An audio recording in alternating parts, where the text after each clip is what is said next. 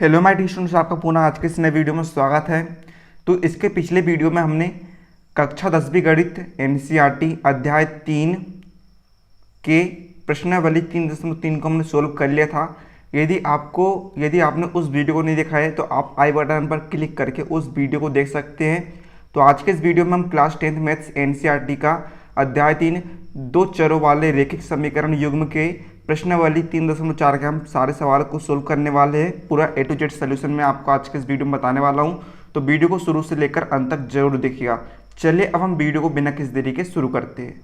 तो देखिए प्रश्नावली 3.4 में आपको पूरे जो सवाल है विलोपन विधि पर आधारित है। उदाहरण में भी आपको विलोपन विधि वाले ही उदाहरण देने को मिलेंगे, तो मैं आपको विलोपन विधि भी समझाने वाला हूँ। तो देखिए यहाँ पर प्रश्न 1 में आपको दिया है निम्न समीकरणों के युग्म को विलोपन विधि तथा प्रतिस्थापन विधि से हल कीजिए, है ना। यहाँ पर आपको नीचे कुछ समीकरण दिए गए हैं, उन समीकरणों को आपको विलोपन विधि तथा प्रतिस्थापन विधि दोनों विधि से हल करना है और आपको बताना कि कौन सी विधि अधिक उपयुक्त है। तो देखिए यहाँ पर जो आपको समीकरण दिए गए हैं, समीकरणों को मैंने, है ना, आपको प्रतिस्थापन विधि से हल करना है और विलोपन विधि दोनों से हल करना है। तो देखिए प्रतिस्थापन विधि मैंने आपको उनके पिछले वीडियो में समझा चुका हूँ। यदि आपने प्रतिस्थापन विधि का नहीं देखा है तो आप देख सकते हो वीडियो प्लेलिस्ट में जाकर। तो प्रतिस्थापन विधि से आप स्वयं हल कर लीजिएगा।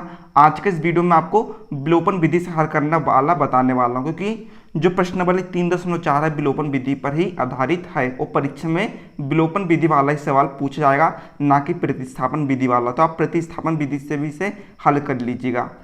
तो सबसे पहले हम इसके पहले क्वेश्चन का आंसर देते हैं कि कौन सी विधि अधिक उपयुक्त है। तो मैं आपको बताना चाहूँगा प्रतिस्थापन विधि और विलोपन विधि दोनों में से अधिक उपयुक्त विधि है विलोपन विधि, यानी कि जो विलोपन विधि होती है प्रतिस्थापन विधि की तुलना में अधिक सरल होती है। तो देखिए हम पहला यहाँ पर समीकरण लेते हैं। तो देखिए पहले समीकरण में आपको जो पहला पद दिया है, क्या दिया है, x plus y is equal to से 5, इससे हम दे देंगे समीकरण 1 नाम। दूसरा पद हमें दिया है और में 2x minus 3y is equal to से 4, इसे हम नाम दे देंगे समीकरण 2। अब देखिए आपको करना क्या है ना, आपको करना क्या है, विलोपन विधि में हम किस प्रकार से करेंगे तो आप समझिएगा। यहाँ पर देखिए हमें ये जो आपको x वाले पद दिख रहा है और जो आपको बाय वाले पद दिख रहा है, x या फिर बाय वाले पदों में आपको जो है ना, इन दोनों पदों को आपको समान करना है। या तो आप x वाले पद को समान कर लीजिए या फिर बाय वाले पद को समान कर लीजिए, है ना, यानी कि बाय वाले गुणांकों को समान कर लीजिएगा, है ना। तो देखिए हमें करना क्या पड़ेगा, इसके लिए हमें करना पड़ेगा, जैसे कि मान के चलिए हम बाय वाले गुणांकों को समान करते हैं। तो जो बाय का गुणांक है यहाँ पर 3, इस 3 का हमें समीकरण 1 में सारे पदों में गुणा करना पड़ेगा।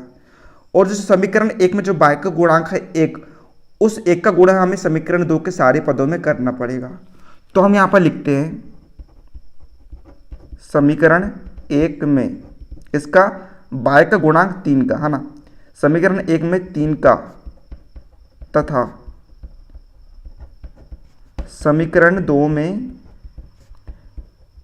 1 का गुणा करने पर, है ना। समीकरण 1 में हम इस बाय के गुणांक 3 का गुणा करेंगे और समीकरण 2 में हम इस बाय के गुणांक 1 का, है ना, यानी कि 1 का हम सारे पदों में गुणा करेंगे। तो आइए हम करते हैं। तो देखिए समीकरण 1 में हमें 3 का गुणा करना है। तो देखिए 3 का गुणा x से होगा तो क्या आएगा, 3x आएगा, प्लस 3 का गुणा y से तो 3y बराबर से 5 3 कितना होता है, 15 होता है। इसके बाद देखिए समीकरण 2 में हम 1 का गुणा करेंगे। तो देखिए 1 का गुणा करने पर ही सारे पद जैसे कि वैसे आ जाएंगे। तो हम यहाँ पे लिख देंगे 2x minus 3y is equal to से 4। तो देखिए हमने यहाँ पर बाय के गुणांक यहाँ पर समान कर लिया है।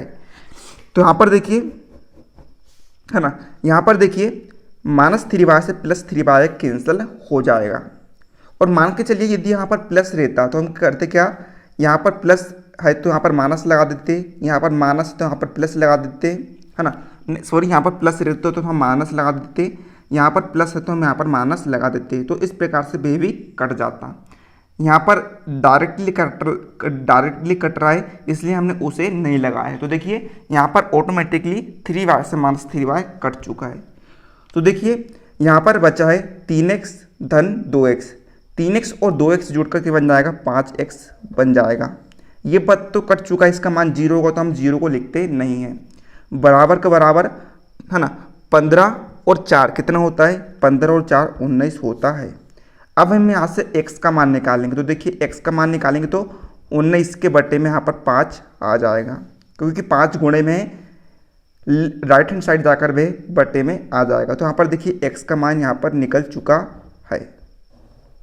ठीक है, अब हम करेंगे क्या, इस x के मान को आपको समीकरण 1 में रख दीजिए आप, या फिर समीकरण 2 में रख दीजिए, है ना। समीकरण 1 में रखकर या फिर समीकरण 2 में रखकर आपको y का मान प्राप्त हो जाएगा। तो देखिए हम करते क्या है, x के मान को सिंपली से x के मान को समीकरण 1 में रख देते हैं। तो हम यहाँ पर लिख देते हैं x के मान को समीकरण 1 में रखने पर। तो समीकरण 1 हमें क्या दिया है, x + y = 5। तो यहाँ पर हम x का मान रखते हैं, क्या है, x का मान हमें दिया है, यहाँ पर x का मान हमें दिया है 19/5 प्लस y का मान y बराबर से 5 का 5। अब हम यहाँ से y का मान निकाल लेते हैं। तो देखिएगा y का y बराबर से 5, 19/5 इधर धन का है, इधर साइड जाकर वह ऋण का हो जाएगा।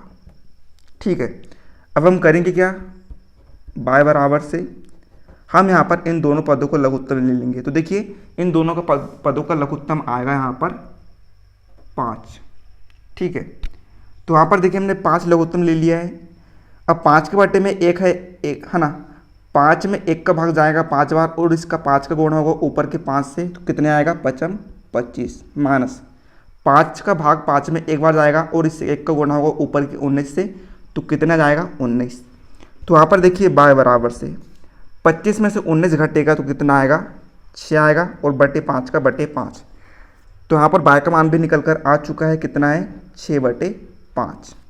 ठीक है, तो यहाँ पर देखिए हम यहाँ पर लिख देंगे, अतः हमें x और y दोनों के मान प्राप्त होगा। तो हम यहाँ पर लिख देंगे अतः x बराबर से 19/5 तथा y बराबर से 6/5, और यही आपका उत्तर हो जाएगा।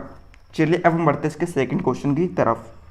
तो देखिए फर्स्ट के सेकंड क्वेश्चन में हमें है ना, पहला पद दिया है 3x + 4y = 10, इसे हमने मान लिया समीकरण 1, और दूसरा पद हमें दिया है 2x - 2y = 2, इसे हमने मान लिया है सेकंड।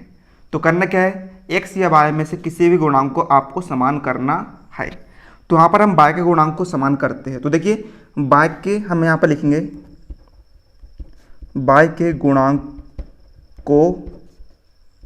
को समान करने के लिए क्या करते हैं हम, समीकरण 1 में 2 तथा समीकरण 2 में 4 का गुणा करने पर, मतलब कि y का गुणांक यहाँ पर है 2, इस 2 का गुणा हम समीकरण 1 में कर देंगे, और यहाँ पर समीकरण 1 में y का गुणांक है 4, तो इस 4 का गुणा हम समीकरण 2 के सारे पदों में कर देंगे। ठीक है, तो यहाँ पर देखिए हम गुणा करते हैं, समीकरण 1 में हमें 2 का गुणा करना है। तो देखिए 3 दूनी कितना आएगा 6x प्लस 4 दूनी 8y बराबर से 10 दूनी 20। इस पद में 4 का गुणा करना है। तो देखिए 4 दूनी 8x माइनस 4 दूनी 8y बराबर से 4 दूनी कितना आएगा 8। ठीक है, तो यहाँ पर देखिए डायरेक्ट प्लस 8y से -8y कैंसिल हो गया, है ना। अब करेंगे क्या, 8 और 6 कितना आएगा 14x हो जाएगा, बराबर है ना 20 और 8 कितना हो जाएगा 28 हो जाएगा। यहाँ से हम x का मान निकाल सकते हैं। तो कितना आएगा 28, 14 इधर गुणे का है, इधर जाकर भी बटे में हो जाएगा, 28 से 14 कट जाएगा 2 बार। तो मतलब यहाँ पर x का मान कितना निकल कर आ चुका है, x का मान यहाँ पर 2 निकल कर आ चुका है। अब हम इस x के मान को समीकरण 1 या फिर 2 किसी में भी रखकर y का मान निकाल लेंगे। तो हम यहाँ पर x के मान को हम समीकरण 1 में रखकर देखते हैं। तो लिख देंगे हम x के मान को समीकरण 1 में रखने पर। तो यहाँ पर देखिए समीकरण 1 हमें दिया है 3x + 4y = 10। तो 3 का 3, x का मान 2 धन 4y का 4y बराबर का बराबर 10 का 10। 3 गुणित 2 कितना आएगा 6 + 4y = 10। यहाँ से हम y का मान निकालते हैं। तो देखिए इसलिए यहाँ पर 4y = 10। 6 इधर प्लस का है, इधर जाकर भी माइनस का हो जाएगा। तो 4y = 10 में से 6 का कितना आएगा, यहाँ पर आएगा 4। तो यहाँ से हम y का मान निकालेंगे तो 4 इधर गुणे का है, इधर जाकर भी बट्टे का हो जाएगा। तो 4 से 4 कट जाएगा एक बार, तो मतलब यहाँ पर y का मान आ चुका है 1। ठीक है, तो यहाँ पर देखिए y का मान यहाँ पर 1 आ चुका है, मतलब कि हमें x और y दोनों के मान प्राप्त हो चुके हैं। तो हम यहाँ पर लिख देंगे अतः x बराबर से 2 तथा y बराबर से 1 है। यह आपका आंसर हो जाएगा। चलिए अब हम बढ़ते हैं इसके तीसरे क्वेश्चन की तरफ। तो देखिए यहाँ पर तीसरे पद में हमें तीसरे सवाल में यहाँ पर देखिए पहले पद दिया है 3x - 4y - 4 = 0 और दूसरा पद हमें दिया है 9x = 2y + 7। तो यहाँ पर देखिए हम सबसे पहले इनको यहाँ पर व्यवस्थित कर लेते हैं। तो देखिए यहाँ पर हम x y वाले पदों को एक तरफ और जो अचर पद है उसे दूसरी तरफ कर लेंगे। तो देखिए यहाँ पर 3x - 4y जैसा का वैसा रहेगा, बराबर से 4 इधर ऋण का है, इधर जाकर वह धन का हो जाएगा। इसे हम नाम दे देंगे समीकरण 1। ठीक है, इसी प्रकार यहाँ पर देखिएगा 9x 2y को हम इधर ला लेंगे तो वह माइनस का 2y हो जाएगा और इधर +7 का +7 जैसा का वैसा। इसे हम नाम दे देंगे समीकरण 2। अब हम यहाँ पर y के गुणांक को समान करेंगे। तो y के गुणांक को समान करने के लिए हमें करने क्या पड़ेगा, समीकरण 1 में y के गुणांक 2 का हम है ना, y को गुणांक यहाँ पर कितना है 2, इस 2 को गुणा हम समीकरण 1 में करेंगे। तो यहाँ पर लिखेंगे समीकरण 1 में 2 का तथा समीकरण 2 में 4 का गुणा। ठीक है, मतलब कि यहाँ पर देखिए समीकरण 2 में क्या है, y का गुणांक 2 है, इस 2 का गुणा हम समीकरण 1 में करेंगे और यहाँ पर समीकरण 1 में y का गुणांक 4 है, इस 4 का गुणा हम समीकरण 2 में करेंगे तो y का गुणांक यहाँ पर समान हो जाएंगे। तो देखिए समीकरण 1 में हमें सर्वप्रथम 2 को गुणा करना है। तो देखिए 3x में 2 का गुणा करेंगे तो जाएगा 6x, माइनस का माइनस 4 में 2 को गुणा करेंगे तो कितना आएगा 8y, बराबर से है ना 4 दूनी 8। ठीक है, सॉरी यहाँ पर देखिए थोड़ी सी मिस्टेक हो गई है, यहाँ पर कितना है 5y है, यहाँ पर भी 5y है। तो समीकरण 2 में यहाँ पर किसका गुणा होगा, 5 का गुणा होगा। तो यहाँ पर कितना आएगा 5 दूनी 10 आएगा। ठीक है, ये थोड़ी सी मिस्टेक हो गई है, आप सुधार लीजिएगा। और फिर समीकरण 2 में हमें किसका गुणा करना है, हमें करना है 5 का गुणा। तो देखिए 9 गुणित 5 कितना आएगा 45x माइनस 5 दूनी 10 y यहाँ पर हो जाएगा, बराबर के बराबर 7 पना 35 होता है। अब देखिए यहाँ पर -10y से -10y कैंसिल नहीं होगा, तो यहाँ पर हम देखिए माइनस का प्लस चिन्ह ले लेंगे, इधर प्लस का माइनस चिन्ह ले लेंगे, इधर प्लस का माइनस चिन्ह ले लेंगे। तो देखिए प्लस के 10y से माइनस का 10y कैंसिल, इधर बचा 6x माइनस 45x। तो माइनस 45 के x में से हम 6x को हटाएंगे तो कितना आएगा माइनस का 39x आएगा, बराबर से माइनस के 35 में से हम 8 को घटाएंगे तो कितना आएगा, वह आएगा माइनस का 27। माइनस और माइनस बराबर में से तो वो यहाँ पर भी कैंसिल हो जाएंगे, तो बचा गया 39x बराबर 27। तो हम यहाँ से x का मान निकालेंगे तो कितना आएगा 27/39 यहाँ पर आ जाएगा। अब देखिए हम इसमें 3 का भाग यहाँ पर दे सकते हैं। ठीक है, तो देखिए यहाँ पर 27 में 3 का भाग जाएगा 9 बार, और 39 में हम 3 का भाग देते तो देखिए 3 एकम 3 है ना, 3 तिया 9। तो यहाँ पर x का मान आ गया है 9/13। अब हम करेंगे क्या, x का मान को समीकरण 1 या फिर समीकरण 2 में रख देंगे। तो हम यहाँ पर ठीक है लिखते हैं सिंपली से x का मान समीकरण 2 में रखने पर, समीकरण 2 में हम x का मान रखते हैं तो देखिए 9 का 9, x का मान है 9/13, -2y का -2y बराबर 7 का बराबर 7। हम यहाँ पर है ना, हम यहाँ पर इन दोनों पदों को लघुत्तम ले लेते तो देखिए यहाँ पर बटे हर में लघुत्तम आएगा 13। 13 में 13 का एक बार भाग जाता है और इस एक का गुणा होगा ऊपर के 9 से, है ना, मतलब कि यहाँ पर 13 में 13 का भाग जाता है एक बार और इस एक का गुणा होगा ऊपर के पदों से। तो देखिए 9 9 कितना होता है 81 होता है, माइनस का माइनस यहाँ पर बटे में 1 है, इस एक का है ना, तो 13 में 1 का भाग जाता है 13 बार और इस 13 का गुणा होगा ऊपर के 2 से, तो कितना आएगा यहाँ पर आ जाएगा 26 बराबर 7 का बराबर 7। अब हम यहाँ पर 13 गुणा कर देंगे तो देखिए 7 के बटे में 1 होगा जिसे हम लिखते नहीं हैं, है ना, तो देखिए कितना आएगा 81 ऋण 26 बराबर से 13 को गुणा 7 से तो कितना आएगा 91 हो जाएगा। अब देखिए हम यहाँ पर y का मान निकालेंगे तो देखिए ऋण 26 का ऋण 26 बराबर से 91 का 91, 81 इधर प्लस का है, इधर जाकर भी माइनस का हो जाएगा। तो यहाँ पर -26 का -26 बराबर से 91 से में हम 81 घटाएंगे कितना आएगा 10 आएगा। तो यहाँ पर देखिए हम y का मान निकालेंगे, -26 इधर चला जाएगा तो क्या हो जाएगा -10/26। अब हम 10/26 में 2 से भाग दे देंगे तो देखिएगा 10 में 2 का भाग जाएगा 5 बार और 26 में 2 का भाग जाएगा 13 बार। तो यहाँ पर देखिए मतलब कि y का मान आ चुका है ऋण 5/13। तो यहाँ पर हम लिख देंगे अतः x का मान हमें प्राप्त हुआ है 9/13 तथा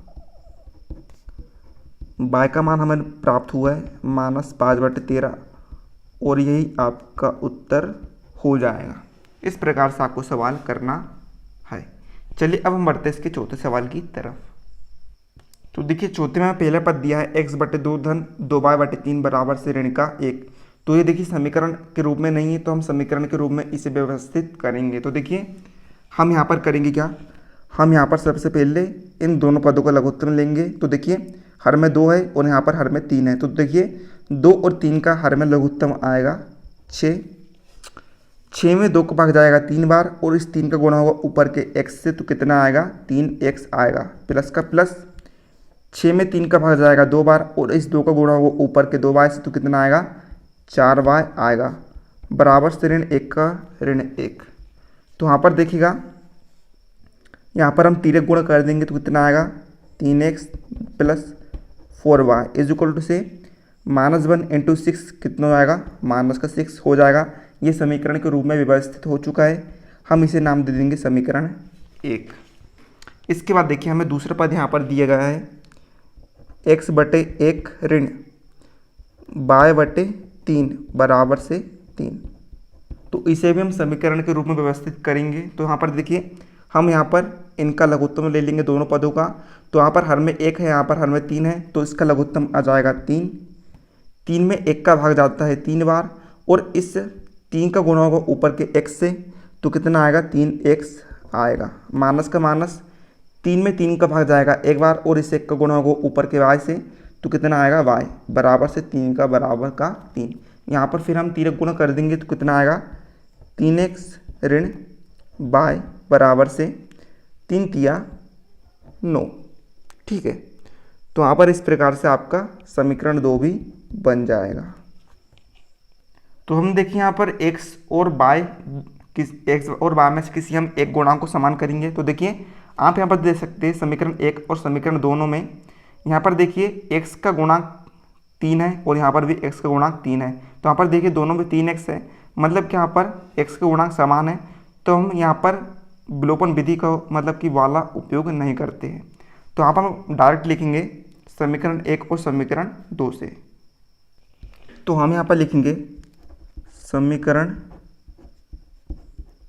1/2 से। तो देखिए समीकरण 1 हमें दिया है 3x + 4y = से -6, और समीकरण 2 हमें दिया है 3x - y = से 9। अब देखिए +3x से +3x कैंसिल नहीं होगा, तो हम यहाँ पर चिन्हों को बदल लेंगे। तो देखिए यहाँ पर प्लस का चिन्ह है, यहाँ पर हम माइनस का ले लेंगे। यहाँ पर माइनस का चिन्ह है, हम यहाँ पर प्लस का ले लेंगे। यहाँ पर प्लस का चिन्ह है, हम यहाँ पर माइनस का ले लेंगे। तो देखिए +3x से -3x कैंसिल। यहाँ पर 4y + y यानी कि 4y और y में 4y में हम y को जोड़ेंगे तो कितना आएगा, 5y आएगा। बराबर का बराबर ऋण 6 ऋण 9, ऋण 6 में ऋण 9 जुड़कर कितना बनेगा, ऋण का 15 बनेगा। यहाँ से देखिए हम y का मान निकालेंगे तो कितना आएगा, ऋण 15/5 हो जाएगा। 15 में 5 का भाग जाएगा 3 बार, तो यहाँ पर देखिए y का मान कितना आएगा, ऋण 3 आ गया। अब हम इस y के मान को समीकरण 1 या फिर समीकरण 2 में रखकर हम x का मान निकाल सकते हैं। तो देखिए हम यहाँ पर y के मान को, है ना, y के मान को हम किस में रख देते हैं, हम रख देते हैं समीकरण 2 में रख देते हैं। तो समीकरण 2 में हम y का मान रखते हैं। तो देखिए 3x का 3x माइनस y के स्थान पर आएगा ऋण का 3 बराबर से 9 का 9। तो यहाँ पर आप देखिएगा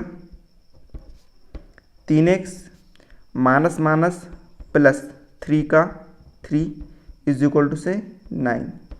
यहाँ पर हम 3x का मान निकालेंगे तो देखिए 9 का 9, 3 इधर प्लस का इधर साइड जाकर भी माइनस का हो जाएगा। तो यहाँ पर 3x = से आ जाएगा 6। यहाँ से हम x का मान निकालेंगे तो क्या होगा, 6/3 आ जाएगा। तो यहाँ पर x बराबर से 6 में 3 का भाग जाएगा 2 बार, तो x का मान कितना आ गया, यहाँ पर 2 आ गया। अतः हमें x और y दोनों के मान प्राप्त हो चुके हैं। तो हम यहाँ पर लिखेंगे अतः x बराबर से कितना है, 2 है, तथा y बराबर से कितना है, ऋण 3 है। और यही आपका उत्तर हो जाएगा। उम्मीद है आप सभी को समझ में आ गया होगा। चलिए अब हम बढ़ते हैं इस प्रश्नावली के प्रश्न 2 की तरफ। तो देखिए यहाँ पर प्रश्न 2 में हमें दिया है निम्न समस्याओं में रैखिक समीकरणों के युग्म बनाइए और उनके हल विधि से ज्ञात विलोपन विधि से ज्ञात कीजिए। मतलब कि यहाँ पर हमें देखिए इस प्रकार कुछ समस्या दी गई है, हमें इन्हें विलोपन विधि से हल ज्ञात करना है। तो देखिए यहाँ पर पहला सवाल हमें दिया गया है, यदि हम अंश में 1 जोड़ दें तथा हर में से 1 घटा दें तो भिन्न 1 में बदल जाती है। यदि हर में 1 जोड़ दें तथा तो वह 1/2 हो जाती है। वह भिन्न क्या है, मतलब कि हमें यहाँ पर भिन्न का मान ज्ञात करना है। तो देखिए हम करते क्या है, इस सवाल को हम सोल्व करते हैं। हम यहाँ पर लिखते हैं हल, ठीक है। यहाँ पर आप समझने का प्रयास करिएगा, सवाल को आप अच्छे से पढ़िएगा क्या कह रहा है ना। यहाँ पर हम सबसे पहले करते हैं कि माना कि अंश x तथा हर y है। मतलब कि यहाँ पर हमने अंश को x मान लिया तथा हर को y मान लिया है। अब देखिए हम यहाँ पर लिखते हैं, है ना, हमें भी यहाँ पर भिन्न ज्ञात करना। तो देखिए आपको पता है भिन्न बराबर से क्या होता है, अंश बटे हर होता है। तो यहाँ पर देखिए हमने अंश को x माना है तो यहाँ पर लिखेंगे x, हर को हमने y माना है तो हम यहाँ पर लिख देंगे y। तो यहाँ पर मतलब कि हमें x/y का मान ज्ञात करना है। अब हम लिखते हैं प्रश्नानुसार।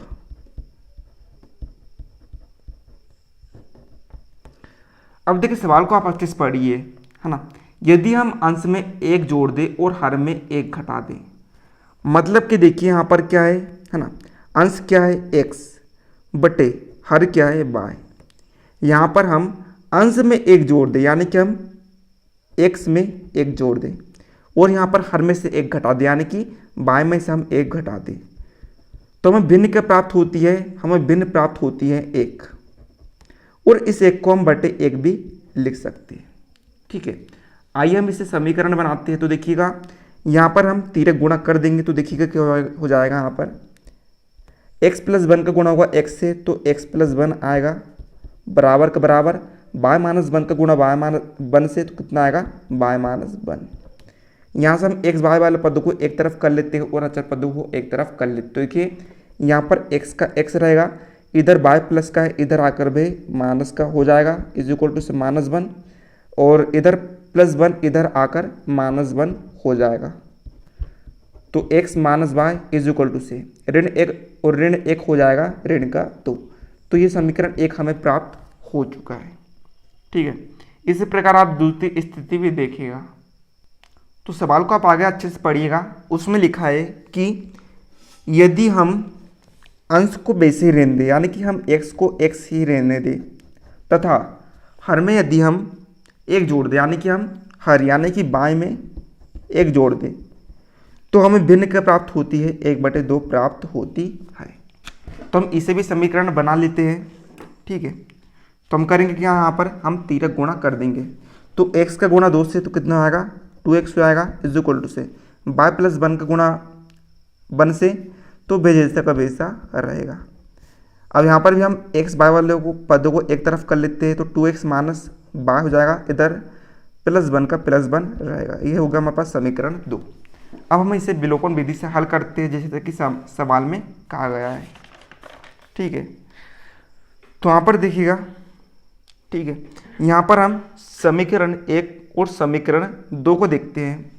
तो यहाँ पर आपको y और y के गुणांक समान दिखाई देंगे, मतलब कि हमें है ना, हमें समीकरण 1 में वो समीकरण 1 और समीकरण 2 में गुणा करने की जरूरत नहीं है। हम डायरेक्ट लेते हैं, है ना, समीकरण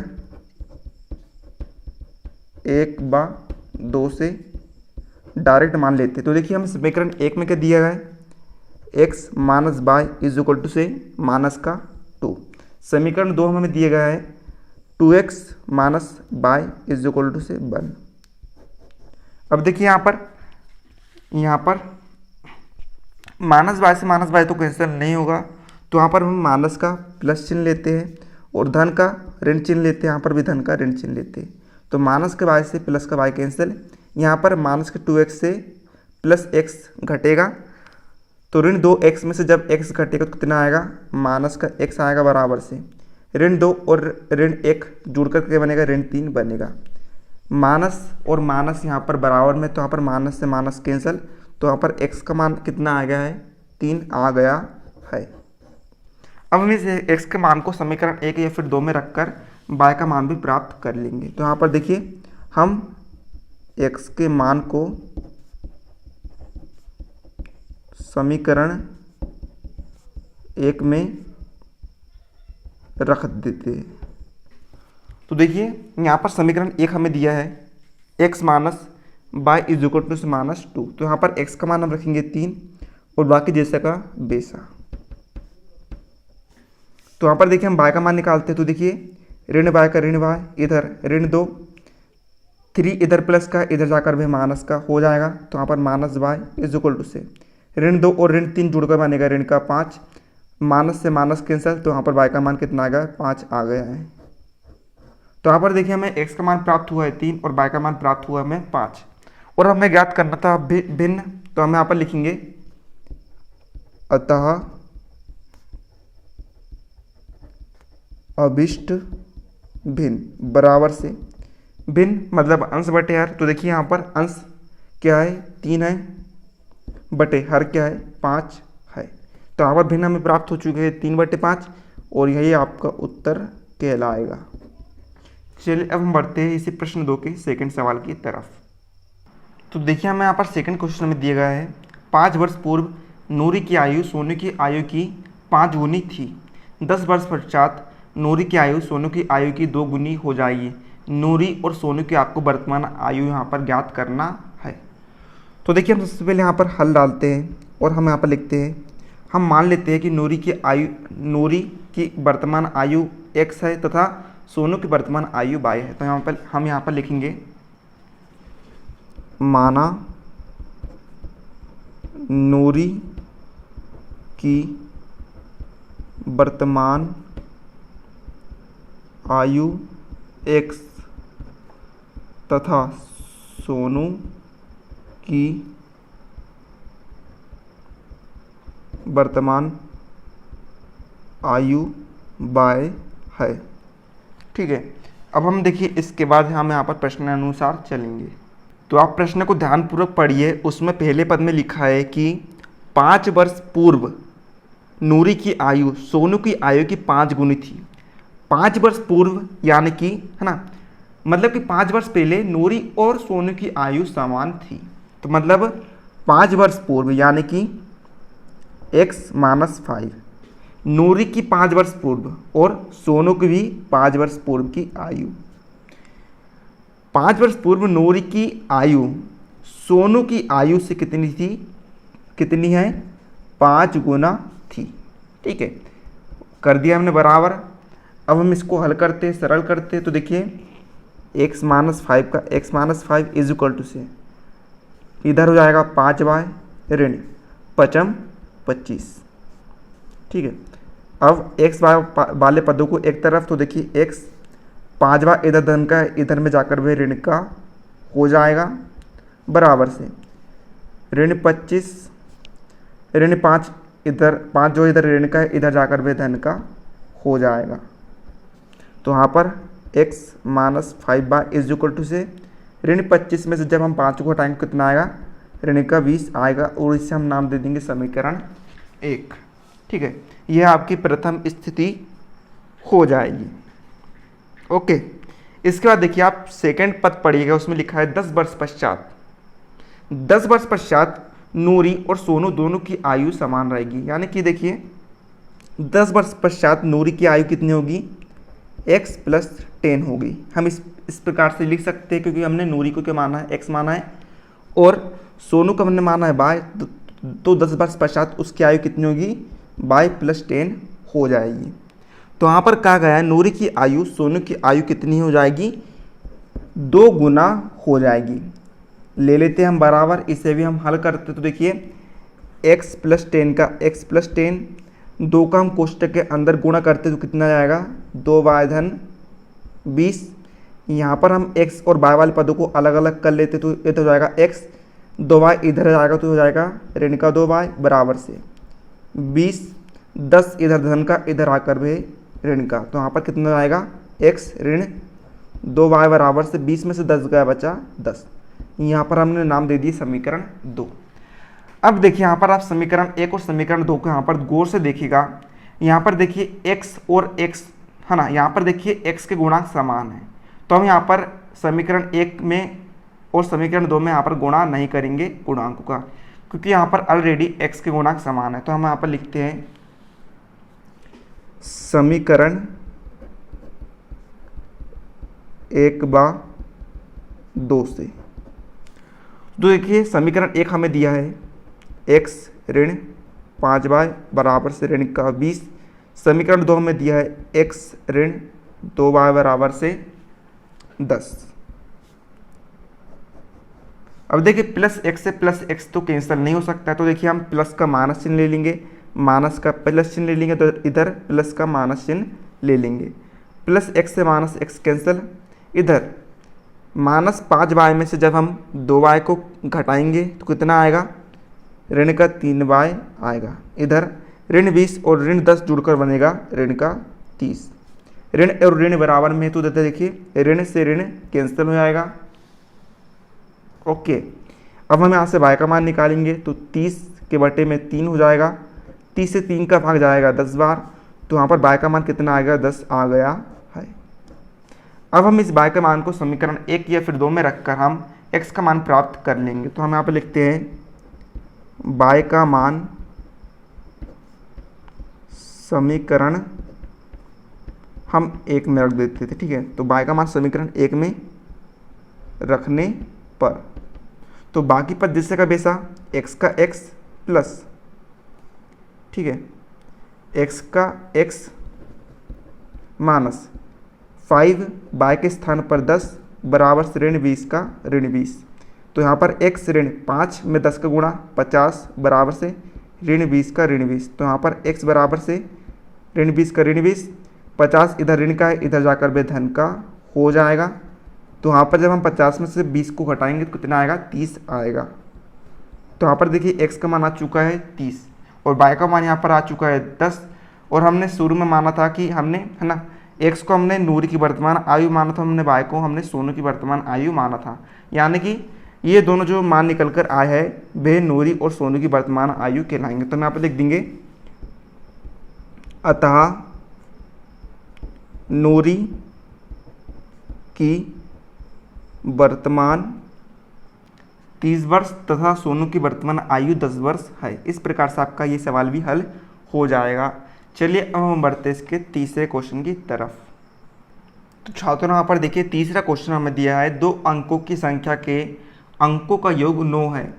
इस संख्या का 9 गुना संख्या के अंकों को पलटने से बनी संख्या का 2 गुना है, वे संख्या ज्ञात कीजिए। तो सबसे पहले देखिए हमें दिया गया है 2 अंकों की संख्या दी गई है। तो देखिए हम सबसे पहले मान लेते हैं कि इकाई का अंक, है ना, 2 अंकों की संख्या यानी कि इकाई और दहाई है उसमें। तो अब मान लेते हैं इकाई का अंक x है तथा दहाई का अंक y है। तो हम यहाँ पर लिख देते हैं माना इकाई का अंक x तथा दहाई का अंक y है।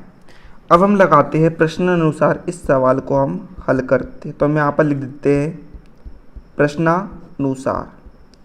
देखिए पहली कंडीशन क्या दी गई है, 2 अंकों की संख्या के अंकों का योग 9 है। 2 अंकों की संख्या यानी कि देखिए हमने इकाई का अंक लिया है x और दहाई का अंक लिया है y, यानी कि इन दोनों का योग यानी कि x प्लस y का योग किसके बराबर है, 9 के बराबर है। यह आपको जाएगा समीकरण 1। अब देखिए दूसरी कंडीशन में हमें क्या कह रहा है, दूसरी कंडीशन में हमें कह रहा है इस संख्या का मतलब कि इन दोनों संख्याओं को, इन दोनों इकाई और दहाई को मिलाने पर जो बनी संख्या है। तो देखिए इकाई और दहाई दोनों को मिलाने पर संख्या कौन सी बनेगी, तो देखिए संख्या बनेगी, संख्या में हम सबसे पहले लेते हैं इकाई। तो देखिए यहाँ पर इकाई का अंक क्या है, x। उसके बाद हम लिखते हैं दहाई का अंक। तो देखिए यहाँ पर दहाई का अंक क्या है, y। और दहाई में देखिए दहाई में 1 के बाद शून्य लगा होता है, तो देखिए यानी कि 10 होता है। तो हम यहाँ पर लिख देंगे 10। तो यहाँ पर देखिए संख्या बन गई है 10/x, ठीक है। 10/x यहाँ पर संख्या बन चुकी है। इस संख्या का 9 गुना यानी कि इस संख्या का 9 गुना संख्या के अंकों को पलटने से बनी संख्या, यानी कि हम इसमें संख्या को पलट देंगे। तो देखिए यहाँ पर क्या आएगा, संख्या को हमें पलटना है, 10 को हम ले जाएंगे x की तरफ, तो यहाँ पर हो जाएगा 10x प्लस 1 को हम ले जाएंगे y की तरफ, तो यहाँ पर हो जाएगा y। तो यहाँ पर कितना हो गया, यहाँ पर हो गया है ना, यहाँ पर हो गया y प्लस 10x। ये फिर हम इसे, है ना, यहाँ पर हम इसे 10x प्लस y भी लिख सकते हैं, है ना। संख्या के अंकों को पलटने से बनी संख्या का 2 गुना है। कितना गुना है, 2 गुना है। तो यहाँ पर हम ले लेंगे बराबर और इस समीकरण को हम आगे हल करते। तो देखिए 9 में गुणा होगा 10y का, तो कितने में आएगा 90y प्लस 9 का गुणा x से तो 9x बराबर 2 का गुणा 10x से तो 20x प्लस 2 का गुणा y से तो 2y। अब यहाँ पर देखिए x वाले पदों को हम एक तरफ कर लेते हैं और, है ना, x वाले पदों को एक तरफ और अचर पद को हम एक तरफ करते हैं। तो देखिए यहाँ पर 20x का 20x धन, ये जो 9x है इधर धन का है, इधर जाकर वह ऋण का हो जाएगा बराबर से। यहाँ पर देखिएगा, ठीक है, यहाँ पर देखिएगा 90y, 2y इधर धन का है, इधर जाकर वह ऋण का हो जाएगा। तो 20x में से हम 9x को घटाएंगे तो कितना आएगा, 11x आएगा बराबर से। यहाँ पर देखिए 90y में से हम 2y को घटाएंगे तो कितना आएगा, 88y आएगा। तो हम इसे इस प्रकार से भी लिख सकते हैं 11x, 88y इधर धन का है, इधर आकर वह ऋण का हो जाएगा और बराबर में 0। ठीक है, देखिए यहाँ पर 11 गुणांक है, यहाँ पर 88 गुणांक है। तो हमें देखिए यहाँ पर 11 है ना, यहाँ पर देखिए हम 11 से भाग देते हैं इन दोनों पदों में। तो देखिए यहाँ पर 11 में से 11 में भाग देंगे तो यहाँ पर एक बार जाएगा, तो हम यहाँ पर लिख देंगे x। यहाँ पर अब 88 में 11 का भाग देंगे तो यहाँ पर जाएगा 8 बार, और यहाँ पर y का y बराबर 0 का बराबर 0। ये बन जाएगा हमारा समीकरण 2। ठीक है, तो देखिए हमारा समीकरण 1 ये है, समीकरण 2 यहाँ पर ये है। तो देखिए आप यहाँ पर समीकरण 1 और समीकरण 2 में यहाँ पर तुलना करिए। तो देखिए x और यहाँ पर x के गुणांक दोनों समान है, तो हमें समीकरण 1 और समीकरण 2 में गुणा करने की ज़रूरत नहीं है। हम डायरेक्ट लेते हैं समीकरण, हम यहाँ पर लिखते हैं समीकरण 1 बा समीकरण 2 से। तो देखिए समीकरण 1 हमें क्या दिया है, समीकरण 1 में हमें दिया है x plus y is equal to से 9। समीकरण 2 में x minus 8y is equal to से 0। तो यहाँ पर देखिए x और x दोनों प्लस के तो कैंसिल नहीं होगा। तो देखिए इधर हम धन के चिन्ह को ऋण का लेते हैं, ऋण के चिन्ह को धन का लेते हैं, और धन के चिन्ह को ऋण का लेते हैं। तो देखिए प्लस x से माइनस का x कैंसिल, यहाँ पर प्लस का 8y और y जोड़कर बनेगा 9y बराबर से यहाँ पर होगा 9 का 9 में 0 जोड़ेंगे तो 9 ही आएगा। तो मतलब यहाँ पर देखिए y का मान हम निकालेंगे तो 9 के बट्टे में 9 आ जाएगा, 9 से 9 का भाग जाएगा एक बार। तो यहाँ पर मतलब कि y का मान कितना आ चुका है, 1 आ चुका है। अब हमें इस y के मान को समीकरण 1 या फिर समीकरण 2 में रखकर हम x का मान प्राप्त कर लेंगे। तो देखिए हम यहाँ पर y के मान को समीकरण 1 में रख देते हैं। तो देखिए समीकरण 1 में हम y के मान को रखते हैं, तो देखिएगा यहाँ पर क्या होगा, समीकरण 1 में है x प्लस y का मान कितना निकला है 1 बराबर से 9 का 9। ठीक है, तो यहाँ पर देखिए हमें x का मान निकालते हैं, तो 9 में से 1 घटा देंगे तो यहाँ पर x का मान आ गया है 8। अतः यहाँ पर इकाई का अंक हमें 8 प्राप्त हुआ है और दहाई का अंक हमें प्राप्त हुआ है 1। तो सवाल का आखिरी पद हमें दिया था संख्या बनी संख्या ज्ञात कीजिए। तो देखिए जैसे कि आपको पता है ना, संख्या बराबर से हमने क्या निकाले थे 10 बाय धन x। यहाँ पर हम y और x के मान रख देंगे। तो देखिए 10 गुणित y का मान कितना है 1 धन x का मान है 8। तो 10 गुणित 1 10 धन 8, तो बराबर से 10 और 8 कितना हो जाएगा 18 हो जाएगा। तो आपकी बनी संख्या भी ज्ञात हो चुकी है। तो इस प्रकार से आपको सवाल को हल करना है। चलिए अब हम बढ़ते इसके चौथे सवाल की तरफ। तो देखिए यहाँ पर चौथा सवाल हमें दिया गया है, मीना 2000 रुपये निकालने के लिए एक बैंक गई। उसने खजांची से 50 रुपये तथा 100 रुपये के नोट देने के लिए कहा। मीना ने कुल 25 नोट प्राप्त किए, यानी कि उसने 50 रुपये और 100 रुपये के नोट को मिलाकर कुल 25 नोट को यहाँ पर प्राप्त किए। ज्ञात कीजिए कि उसने 50 रुपये और 100 रुपये के कितने नोट प्राप्त किए। तो देखिए हम यहाँ पर क्या करते हैं, हम यहाँ पर 50 रुपये के नोट को x मान लेते तथा 100 रुपये के नोट को हम y मान लेते हैं। तो हम यहाँ पर लिखते हैं माना 50 रुपये के नोट x तथा 100 रुपये के नोट y है। अब हम इस सवाल को प्रश्नानुसार हल करते हैं। तो हम यहाँ पर लिखते हैं प्रश्नानुसार।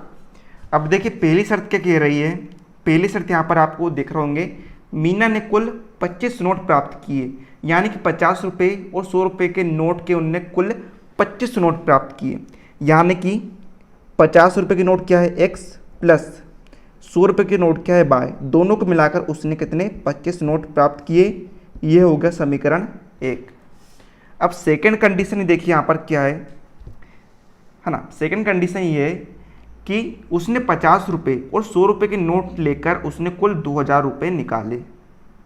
यानी कि यहाँ पर उसने 50 रुपये के नोट और 100 रुपये के नोट को मिलाकर कितने रुपये निकाले, उसने 2000 रुपये निकाले। इतना समझ में आया आपको, है ना। तो यहाँ पर देखिए हम इसमें 50 का भाग दे देते हैं सारे पदों में। तो देखिए 50 में 50 का भाग देंगे हम तो एक बार आएगा, तो यहाँ पर आएगा x प्लस 100 में हम 50 का भाग देंगे तो 2 बार आएगा, तो यहाँ पर आएगा 2y बराबर से 2000 में हम 50 का भाग देंगे तो आएगा 40। इसे हम ले लेंगे सेकंड कंडीशन। सेकेंड समीकरण। अब देखिए समीकरण 1 और 2 से देखिए यहाँ पर x के गुणांक यहाँ पर दोनों में बराबर है, तो हमें यहाँ पर समीकरण 1 और 2 में गुणा करने की ज़रूरत नहीं है। हम यहाँ पर डायरेक्ट लिखेंगे, ठीक है, हम यहाँ पर डायरेक्ट क्या लिखेंगे कि समीकरण 1/2 से, समीकरण 1 हमें क्या दिया है, x plus y is equal to से 25। समीकरण 2 हमें दिया है x plus 2y is equal to से 14। ओके, तो यहाँ पर देखिए x प्लस x से प्लस x है ना, प्लस x से प्लस x कैंसिल नहीं होगा, तो यहाँ पर देखिए हम प्लस के चिन्ह को माइनस का मान लेंगे और यहाँ पर प्लस के चिन्ह को माइनस, यहाँ पर भी प्लस के चिन्ह को माइनस मान लेंगे, तो प्लस x से माइनस का x कैंसिल हो जाएगा। और यहाँ पर देखिएगा ऋण 2 बाय में से हम y को घटाएंगे तो कितना आएगा, ऋण का y आएगा बराबर से, ऋण के 40 में से हम 25 को घटाएंगे कितना आएगा, ऋण का 15 आएगा। तो यहाँ पर देखिए y का मान कितना आएगा, 15 आ जाएगा। अब हम इस y के मान को समीकरण 1 या 2 में रखकर हम x का मान भी प्राप्त कर लेंगे। तो देखिए हमें यहाँ पर y के मान को समीकरण 1 में रखते हैं, तो देखिए हमें समीकरण 1 दिया है x plus y is equal to से 25। तो यहाँ पर देखिए x प्लस y का मान हमें प्राप्त हुआ है 15 बराबर से 25, तो यहाँ पर x का मान निकल कर आ जाएगा 10। x यानी कि 50 रुपये की नोटों की संख्या और y यानी कि 100 रुपये की नोटों की संख्या। तो देखिए हमें ज्ञात करना था कि उसने 50 रुपये और 100 रुपये के कितने कितने नोट प्राप्त किए। तो देखिए आप यहाँ पर दे सकते हैं, हम यहाँ पर लिखेंगे अतः 50 रुपये के कितने प्राप्त हुए उसे 10 नोट तथा 100 रुपये के कितने नोट प्राप्त हुए उसे 15 नोट प्राप्त हुए और यही आपका उत्तर हो जाएगा। ठीक है, तो देखिए मैंने आपको सभी सवाल समझा दिया हूँ। लास्ट सवाल आप स्वयं सोल्व कर लीजिएगा, है ना। तो लास्ट सवाल हम सेल्फ सोल्व कर लीजिएगा। ठीक है, वीडियो थोड़ा ज़्यादा लंबा हो चुका है इसलिए मैं नहीं करवा रहा हूँ। यदि ऑप्शन नहीं बनेगा तो कमेंट कर दीजिएगा, उसके लिए मैं अलग से वीडियो ला दूंगा। ठीक है, अभी थोड़ी टेक्निकल प्रॉब्लम आ चुकी है इसलिए वीडियो को मैं यहीं तक रखता हूँ। तो उम्मीद है आप सभी को सारे सवाल समझ में आ गए होंगे। प्रश्नावली 3.2 3.4 पूरी समझ में आ गई होगी। तो वीडियो लाइक कर दीजिएगा। मिलते हैं आपको उसकी नेक्स्ट वीडियो में।